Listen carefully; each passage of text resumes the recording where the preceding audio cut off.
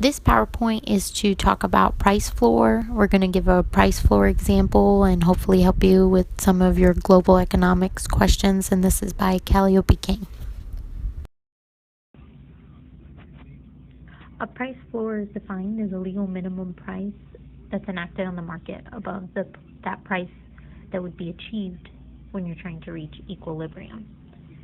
And these are set above market price, and there's a possibility that there can be an excess supply or a surplus. And the reason that these are enacted in general is the government can do it, for example, is because they believe that certain commodities or goods or services are being sold at an unfair price in the market, with too low of a price, and the producers need a little assistance. So ultimately, it is with the goal of helping the producer. So just like with anything in school, I think we all think, well, how does this relate to me? How does this relate in the real world? Well, you can see price floors very simply in the minimum wage. Government enacts a minimum wage so that a person cannot earn legally below that amount. And the purpose of the minimum wage is give raises to low wage workers. So people that are working for basically nothing are meeting that minimum amount. Well, some of the effects of the price floor is a surplus, like I said. And minimum wage, for example, can cause a surplus of workers. You have people that are now able to make all this money, and it can lead to unemployment because there's so many workers.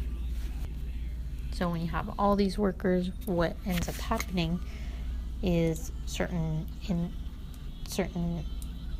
less skilled workers don't have a job. For example, kids right out of high school, kids in high school, more skilled and developed workers would earn those jobs over these kids. So there's a limited job for those less experienced workers. Another example in the real world would be if the agricultural field experienced a price floor on milk. This would create a surplus of dairy products because there's that people are, buying up this product, creates a surplus of dairy products. Sometimes the government will come in and buy that surplus from them, but it also may lead to a huge abundance of product that you're unable to distribute because of the amount, because of that surplus.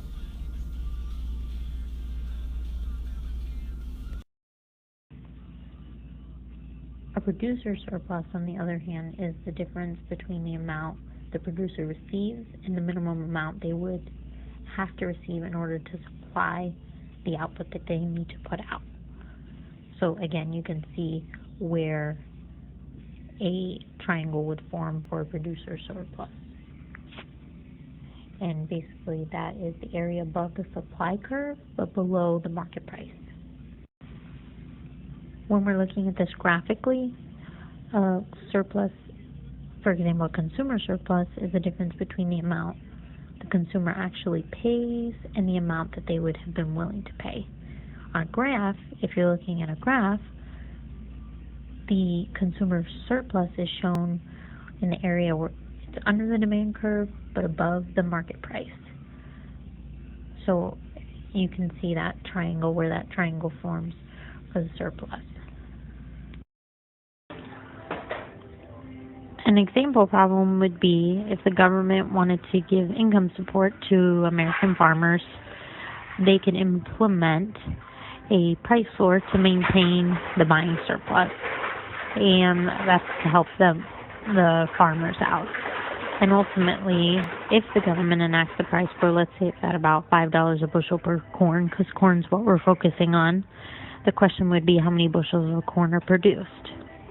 If you look at the graph, you can see where the price floor is at the $5. You can see where the supply and the demand curve meets. You can also see where the equilibrium falls. And ultimately, if you see where the supply curve and the price for meat, it's at 1,200. So the answer would be 1,200 bushels of corn. And that's how you figure out the price floor. And you can see where the surplus lies as well.